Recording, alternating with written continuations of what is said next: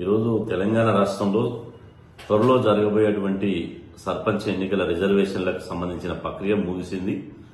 దానికి సంబంధించినటువంటి ఇప్పటికే జిల్లా యంత్రాంగం, జిల్లా అధికారులు ఇలా ఎస్సీ, ఎస్టీ, బీసీ రిజర్వేషన్లను నిర్ధారిస్తూ మాకున్నటువంటి సమాచారం మేరకు కలెక్టర్లు ఇప్పటికే జాబితాను విడుదల చేయడం జరిగింది. ఇలా తెలంగాణ రాష్ట్రంలోని దాదాపు 33 జిల్లాల నుండి, అంటే గ్రామ పంచాయతీలు జరిగేటువంటి 32 జిల్లాల నుండి మాకు వస్తున్న సమాచారం ఏంటంటే, గత 2019లో జరిగినటువంటి ఎన్నికల కంటే ఇలా ఈ 2025లో జరిగేటువంటి గ్రామ పంచాయతీ ఎన్నికల బీసీ రిజర్వేషన్లకు కేటాయించినటువంటి స్థానాలు గతం కంటే తక్కువ ఉన్నాయని చెప్పి మాకు అనేక మంది ఫోన్ల ద్వారా, వాట్సాప్ల ద్వారా, మెయిల్ల ద్వారా మాకు ఫిర్యాదు చేయడం జరుగుతుంది. ఇలా చాలా మండలాలలో ఎంత ఆందోళన చెందుతున్నారంటూ బీసీలు ఇలా 42% రిజర్వేషన్లు దేవుడెరుగు, అసలు 42% రిజర్వేషన్లు అమలు చేస్తామని చెప్పి పొంకనాలు కొట్టిరు, అది అయిపోయిందని కథ.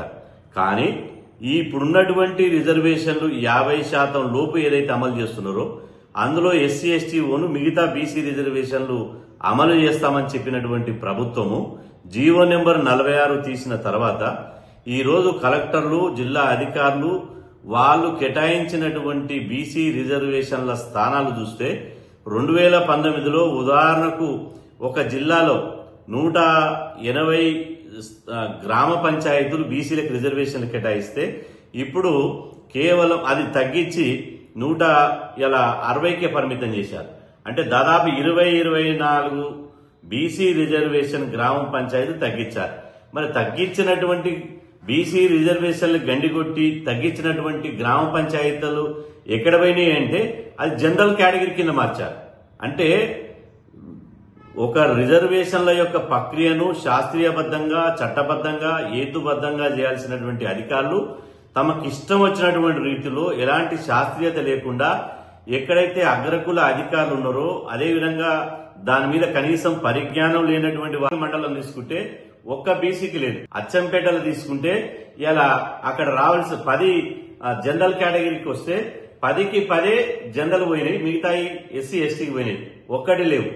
అంటే ఇట్లా చూసుకుంటే రాష్ట్రంలో ఇలా ఖమ్మం జిల్లాలో గాని, ఆదిలాబాద్ జిల్లాలో గాని, నల్లగొండ జిల్లాలో గాని, మహబూబ్నగర్ జిల్లాలో గాని, మెదక్ జిల్లాలో గాని, ఇలా రంగారెడ్డి జిల్లాలో గాని ఎంత అన్యాయం అంటే ఇలా కొండనాలికకు మందేస్తే ఉండనాలిక ఊసిపోయినట్టు 42% రిజర్వేషన్ దేవుడెరుగు 9 జీవో నెంబరు 9 విడుదల చేసి 42%, అదిగో మీకు బీసీ రిజర్వేషన్, ఇదిగో ఈ గ్రామ పంచాయతీ సర్పంచ్ బీసీ మీకే అయింది, ఇదిగో ఈ గ్రామ సర్పంచ్ మీకే అయింది అని చెప్పి ఆశల పల్లెగా ఊరేగించారు. ఆ తర్వాత జీవో నెంబర్ 46 తీసి ఆ 46లో కూడా ఎంత అన్యాయంగా, ఎంత అక్రమంగా గత 2019 గ్రామ పంచాయతీ ఎన్నికల కంటే ఇవాళ బీసీ రిజర్వేషన్లు తక్కువ చేసి బీసీలకు అన్యాయం చేశారు. ఖబర్దార్, ఈ వైఖరి మార్చుకోవాలి. రాష్ట్ర ప్రభుత్వాన్ని హెచ్చరిస్తున్నాం. మీరు ఇదే బీసీ వ్యతిరేక వైఖరి అవలంబిస్తే రాష్ట్రం అగ్నిగుండంగా మారుతుంది. ఒకసారి గుర్తుపెట్టుకోండి, బీసీలను తక్కువంచనేస్తే బీసీల మొన్న రాష్ట్ర బంద్ జరిపినాం. ఇప్పటికే రోజు రాష్ట్ర వ్యాప్తంగా ఇలా అగ్గి మండుతున్నారు. బీసీలంతా ఇలా రోడ్ల మీదకి వస్తున్నారు. ఎక్కడ ఫోన్ల ద్వారా గాని విపరీతంగా ఆందోళన చెందుతున్నారు.